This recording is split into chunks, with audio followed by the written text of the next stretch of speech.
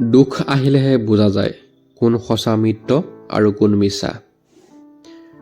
নমস্কাৰ বন্ধুসকল, আজিৰ এই ভিডিঅ'টোত আমি জানিম আচাৰ্য চাণক্যৰ এটা শক্তিশালী নীতি, যি আমাৰ জীৱনৰ বাস্তৱ সত্য দেখুৱাই দিয়ে।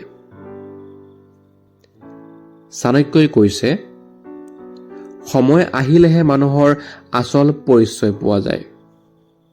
ভাবকচোন, যেতিয়া আপুনি কোনো গুৰুত্বপূৰ্ণ কামত কাৰোবাক পঠায়, তেতিয়াহে বুজা যায় সেইজন সত্যকাৰ সেৱক নে মাথো মুখেৰে বিশ্বস্ত। দুখ আহিলেহে আপোনাৰ চাৰিওফালে থকা বান্ধৱ বন্ধুসকলৰ আচল ৰূপ দেখা যায়।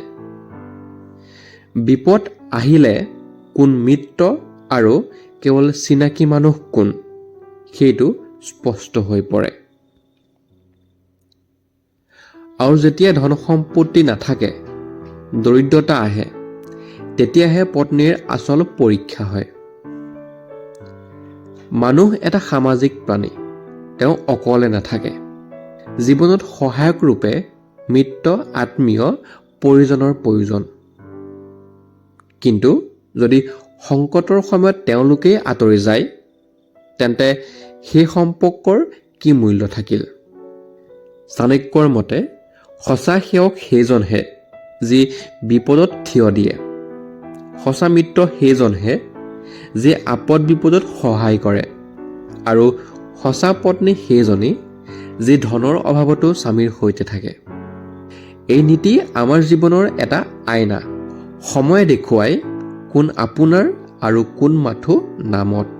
বন্ধুসকল, যদি আপুনি বিশ্বাস কৰে যে সময়ে আচল পৰিচয় দেখুৱায়, তেন্তে এই ভিডিঅ'টো শ্বেয়াৰ কৰক।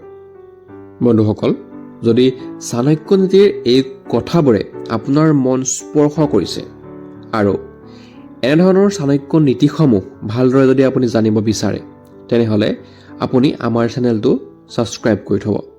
যেতিয়াই আমাৰ চেনেলত নতুন ভিডিঅ' আহিব, তাৰ ন'টিফিকেশ্যন আপুনি সকলোতকৈ আগতে পাব।